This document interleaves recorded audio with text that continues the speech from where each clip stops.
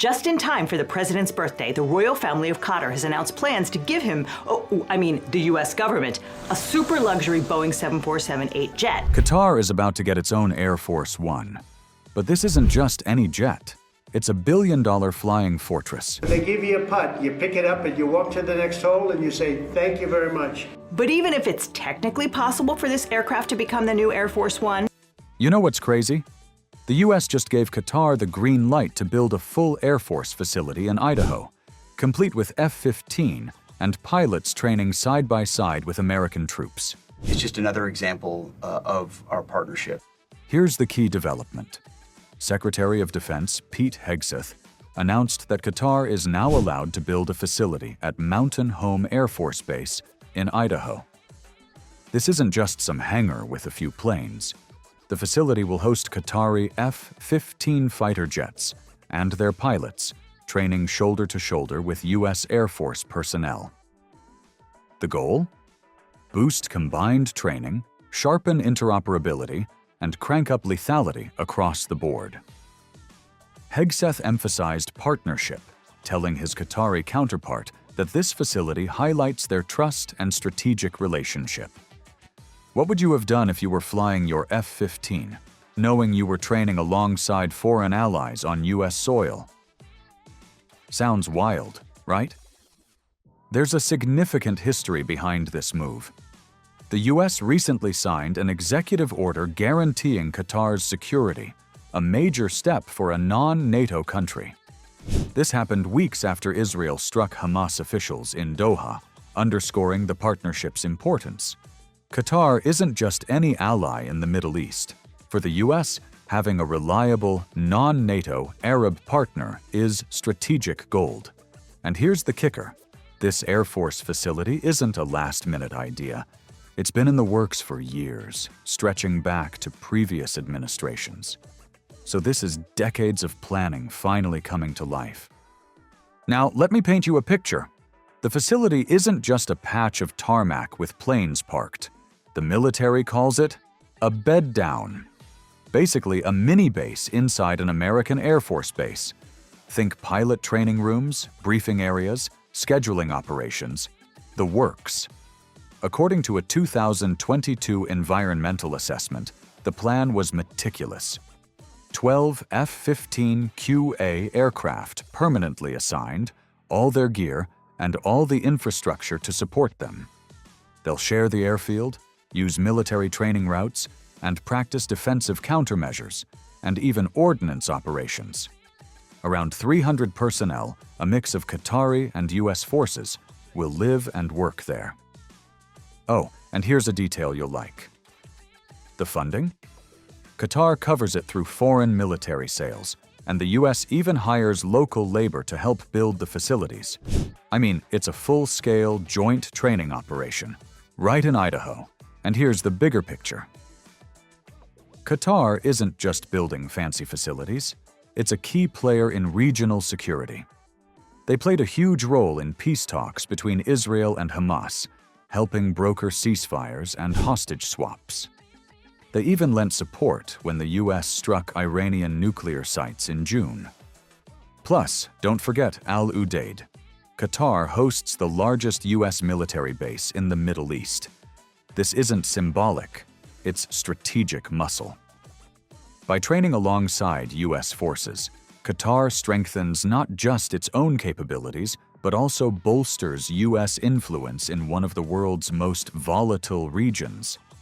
Its power, diplomacy, and strategy all rolled into one. Air Force One plays a critical role in transporting the president and his staff across the world. And now, let's get into the part that really makes your jaw drop: the design and upgrades. If you think a billion-dollar plane is just about engines and wings, think again. Let me tell you, the presidential suite alone is insane. Located right at the front for quick escape in emergencies, it's getting a full makeover. Modern decor, bigger windows, defense in natural light, and a queen-sized bed replacing that old pull-out futon. Plush sofas and recliners mean the president, or in Qatar's case, their leader, can actually relax in style at 30,000 feet. Moving back to the office, the analog era is officially over. Touchscreen monitors, robust encryption, and satellite communication links make sure decisions can happen faster than ever, and securely. It's basically a flying Oval Office. The conference room follows suit. Each participant gets a touchscreen, and it can host secure global communications. Imagine holding a meeting with leaders worldwide while cruising over the Atlantic, and even broadcasting a message to the nation if needed. And don't forget the medical bay, a full trauma center with surgical capabilities, heart monitors, and a fully stocked pharmacy. Life-saving operations while airborne? Totally possible. For everyone else on board, the galley is doubled in size, whipping up 5-star meals or, yes, well-done steaks. Officials get private Secret Service bunk rooms, which remain, but comfort finally matches the stakes of the mission. Honestly, it's the ultimate blend of luxury and practicality.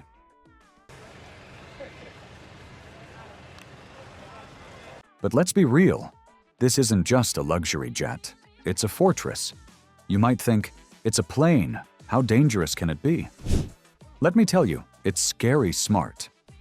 The VC-25B uses AN/ALQ-204 Mater systems, lasers that literally scramble incoming missile guidance. No firing, no explosions, just pure, you can't hit me tech. If a missile still comes close, rear chaff launchers kick in. Superheated metal clouds confuse infrared or heat-seeking missiles. Electronic jammers throw enemy radar off completely, making targeting nearly impossible. And for the really extreme threats, electromagnetic pulses, nuclear radiation, heat, the aircraft is wrapped in Faraday shielding. Yes, it can survive some of the worst attacks imaginable. And here's where the numbers get mind-blowing. The VC-25B is basically a stretched-out Boeing 747-8, towering 63 feet high, stretching 250 feet long, and boasting a wingspan of 224 feet. That extra space isn't just for show. It's designed to fit air stairs, baggage, and huge extended fuel tanks. With a range of 7,730 nautical miles, that's 1,000 more than a standard 747-8, this jet can basically fly halfway across the world without stopping. Max takeoff weight? A staggering 987,000 pounds. Power comes from 4 General Electric GEnx 2 B67 engines, delivering more thrust, using less fuel, and making less noise than the older models. Sure, no aerial refueling here, but honestly, the VC-25A barely used it anyway. This plane is built to go long, go fast, and go safe, all in one giant airborne palace. But here's the thing. Even the most epic projects hit snags. Boeing got the initial contract in 2016 under Obama and finalized it in 2018 under Trump. Initial price tag? $3.9 billion. Today? About $5.3 billion. Yeah, you heard that right. Boeing has already eaten over $1 billion in losses, thanks to the insane complexity of redesigning almost every part of the plane and ongoing supply chain headaches. Timeline? Ground testing is scheduled for summer 2025, first flight in spring 2026, and final delivery in 2027, with a 1-year grace period. So if you're hoping Trump will ever ride in this thing, let's just say, it's highly unlikely. Delays keep pushing it farther out of reach. Now here's where it gets even more interesting. Qatar's Air Force One will probably mirror a lot of these upgrades. Think luxurious suites, secure satellite communication, and state-of-the-art defensive systems. The Idaho facility? That's where Qatari pilots will train to fly these highly advanced jets safely and effectively. And let's be real, a $1 billion investment isn't just about flying high, It's a statement. Security, prestige, regional influence. Qatar is essentially saying, we're serious players now, and the US is making sure they can back it up. It's a strategy, luxury, and power all rolled into one flying fortress. And of course, reactions are all over the map. Far-right activist Laura Loomer didn't hold back, calling the whole deal a betrayal on X. Meanwhile, officials say it's actually pretty routine. The US has partnered with other countries like Germany and Singapore for decades in similar ways. Here's the thing. This facility isn't just a short-term project. It enables a 10-year training program with options to extend if needed. Integrating Qatari pilots with US forces ensures joint readiness for deployments anywhere in the world. From a strategic perspective, this isn't just training. It's about interoperability, regional stability, and making sure that when push comes to shove, both the US and Qatar are on the same page, prepared and lethal. Hey, President. This is a little bit more comfortable. That was a little wet. And here's the kicker. A billion-dollar Air Force One isn't just a plane, it's a statement. Qatar now has a sovereign, highly advanced aircraft with full training support, showing they're serious players on the global stage. For the US, it reflects an ongoing commitment to allies outside NATO and sets a possible precedent for similar partnerships with other nations. Luxury, defense, prestige, all rolled into one flying fortress. The first Qatar Air Force One isn't just a plane, it's a billion-dollar flying fortress combining luxury, defense, and strategic power. From Idaho training to advanced defenses, this jet marks a new era in US-Qatar military cooperation and global influence. So, what's your take on this? Drop it in the comments, and if you enjoyed this, hit like and subscribe. I've got way more coming your way.